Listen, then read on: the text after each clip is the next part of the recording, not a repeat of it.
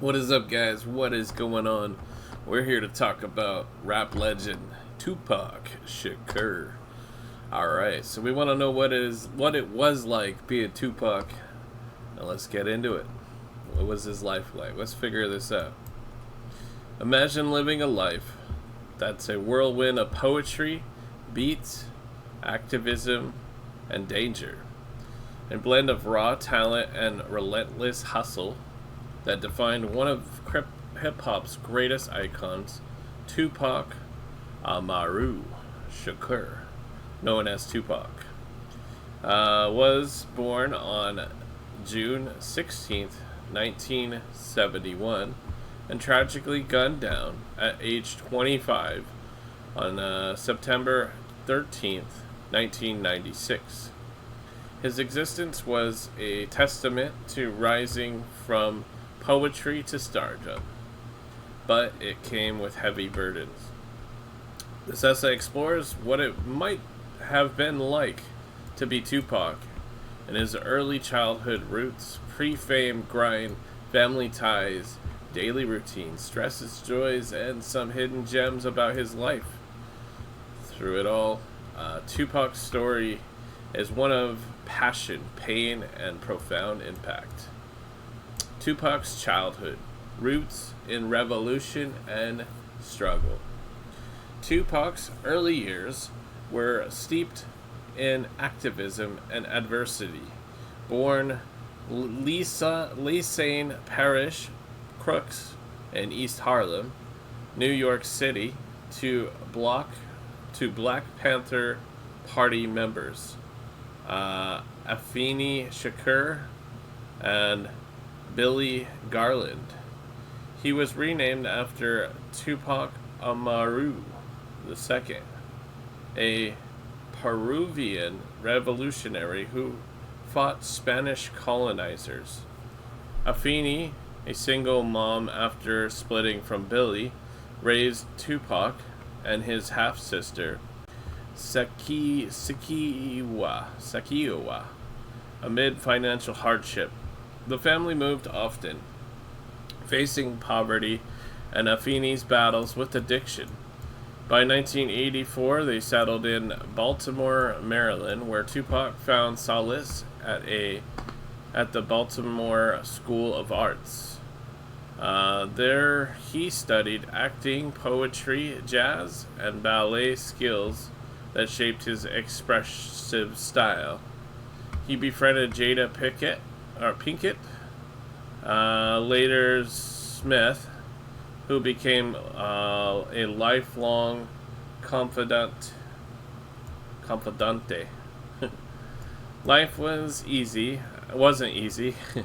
Tupac witnessed violence and inequality firsthand, filling his later lyrics about social justice. In 1988, the family relocated to Marin City, California, where he dropped out of high school but dove deeper into the arts.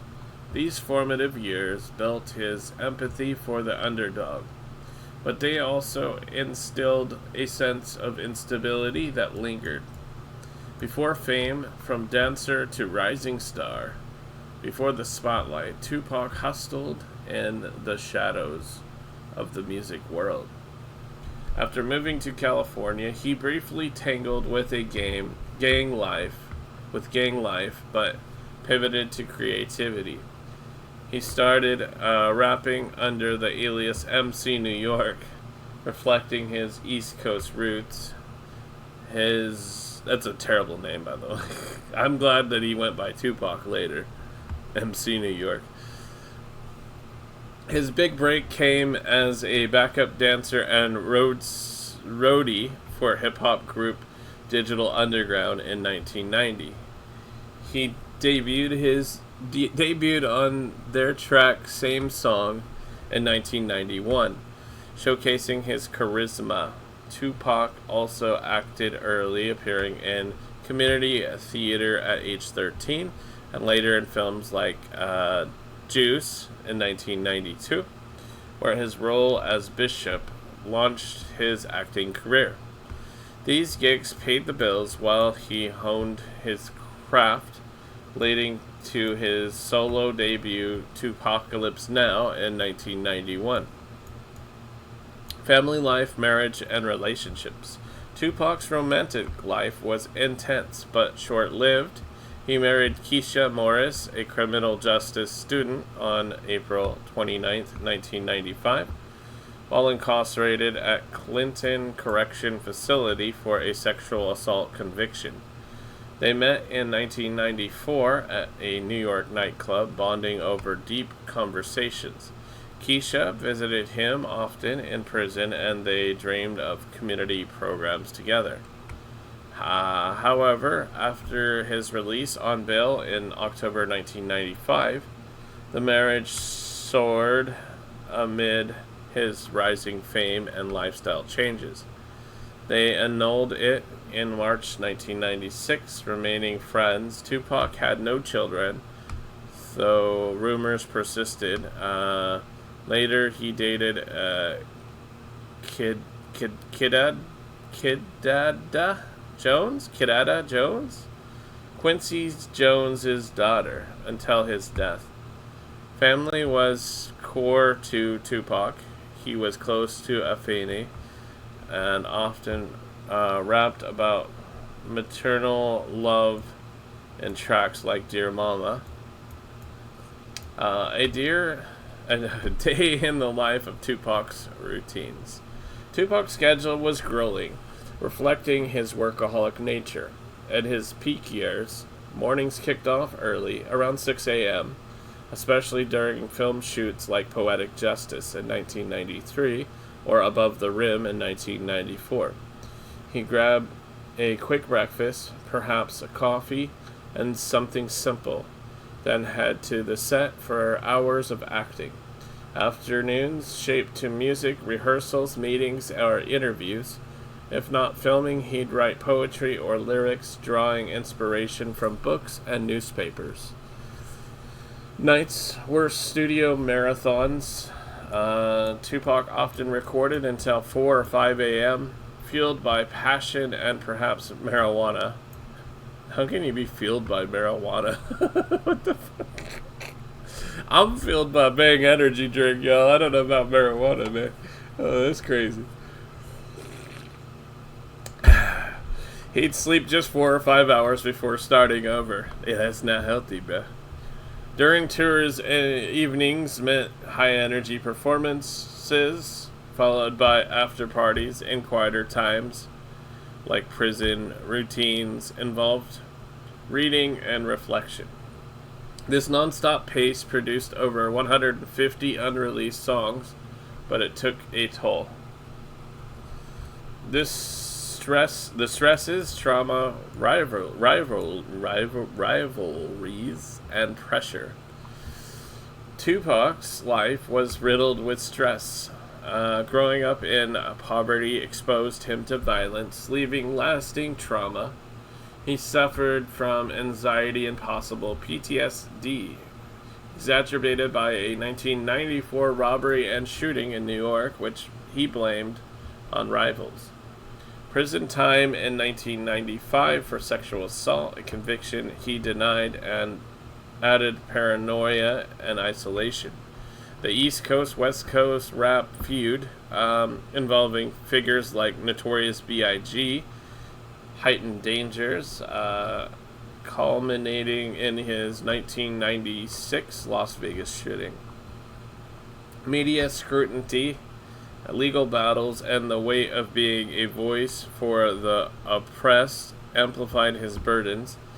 Tupac often felt misunderstood, rapping about inner demons in songs like So Many Tears.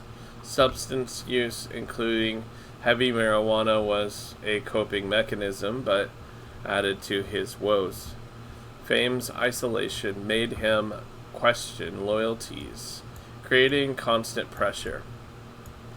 Joy and pleasures, creativity and connection. Amid chaos, Tupac found joy in creation and community. Music was his ultimate high. Writing and recording brought fulfillment, as seen in his prolific output. He loved poetry, penning verses that later became the rose that grew from concrete. Hobbies included drawing, reading. Shakespeare was a favorite, and watching boxing matches. Dancing, a skill from ballet days, was a fun outlet, and he enjoyed chilling with friends over a joint. Activism sparked pleasure. He dreamed of community centers to help youth. Family moments like time with Afeni grounded him. Laughter with pals and performing for fans provided escapes from stress. Lesser known fun facts. Tupac had layers beyond the headlines. He got his iconic Thug Life tattoo in 1992 at a Houston studio, symbolizing the hate you give little infants. Fucks everybody. What? He wrote a screenplay called Live to Tell while in prison about a drug dealer turning his life around. Tupac was a voracious reader, devouring books on history, philosophy. He once kissed Jada Pinkett Smith, but their bond stayed platonic. Quietly generous, he donated to charities without fanfare. Tupac planned a restaurant called Powa Mecca Cafe, blending soul food and hip-hop vibes. Wrapping up, a life of legacy. Being Tupac Shakur meant embodying contradiction, a poet and a thug's world, a revolutionary in entertainment. From Harlem streets to global fame, his routines fueled genius, stresses tested resilience, and joy kept the fire alive. Though cut short, Tupac's influence endures in music, activism, and culture. He wasn't just a rapper, he was a mirror for society's struggles and hopes. Alright, well, that's that for Tupac. I really liked his music when I was younger. I really bought my head to it. And then every once in a while, I'll hear some of those old songs, like California Love and, Ambitions of a Rider and things like that. It's just very nostalgic for me because that's what I really liked when I was younger. So, anyway, what do you guys think? Did you like Tupac? Do you still like Tupac? Do you still listen to it? Honestly, I haven't listened to some Tupac in a while. It's been a while, but you never know. Let me know in the comments what you guys think. I appreciate y'all so very much. Thank you so much for watching. And if you guys want to get some free cryptocurrency, check out my link down in the description. That simple.bio link. If you click that, it'll get you all my affiliate links. You get some free crypto on deposit with Coinbase, Uphold, BitTrue, BTCC, and Pionex down there. Just simply deposit some money. It's not even that much money. Like Coinbase is $20, you get $30. Deposit 100 on Uphold, you get 20. So, yeah. It's like if you were to deposit 100 on any of those exchanges, I'm pretty sure you get a nice little deposit bonus no matter which one you chose. Link is down in the description. Simple.bio link, guys. Check it out. Also, if you guys want to take part in the $100 weekly giveaway that we do every week on Friday, just visit santaall.net, santaall.net, guys. Go there and you can find out how to earn entries for the giveaway. Many different ways, supporting my many different channels to earn entries. Alright. I appreciate y'all very, very much, and I hope you have a good day. Smash the like, subscribe, and share it with your friends. Peace out.